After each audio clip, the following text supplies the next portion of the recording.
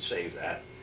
And then that box went into what I call a soot box that came down through the ceiling from the chimney, and that soot box was burning a little bit.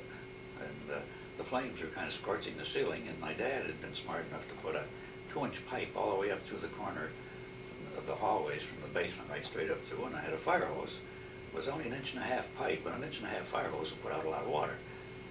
So the bishop, instead of yelling for help, he grabs the water and turns that on, and Constable has a very fine water system, which my dad helped and instigated actually, and it carries an actual operating pressure on 150, 60 pounds, which has to be regulated. Most homes put regulators on because it's too much for the modern equipment.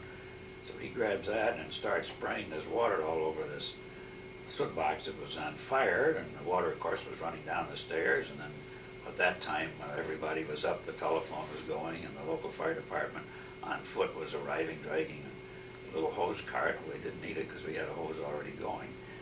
By that time, we had ice all the way down the front stairway and out through the front and out into the yard and all over. The place was cold, and I never forgot that one. That was something. But we got everything cleaned up, and we got the bishop down to church in time for confirmation. I recall that, but it was quite a little incident. But then as far, we used to take rides up towards Tug Hill, and I think it was back in 1925.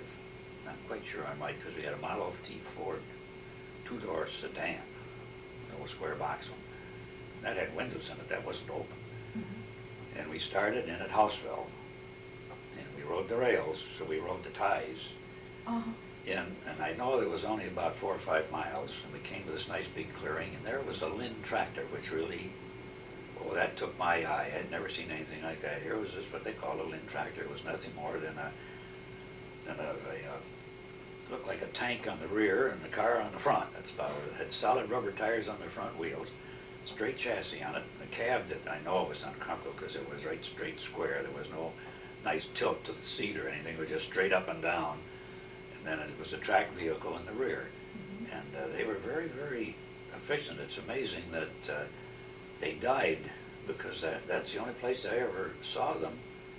And after that, you never heard any more about the Lynn tractor. I think probably they were too costly, and a lot of lumber companies couldn't afford them. The horses and men were cheaper, which I think in a lot of cases was the answer. Uh-huh.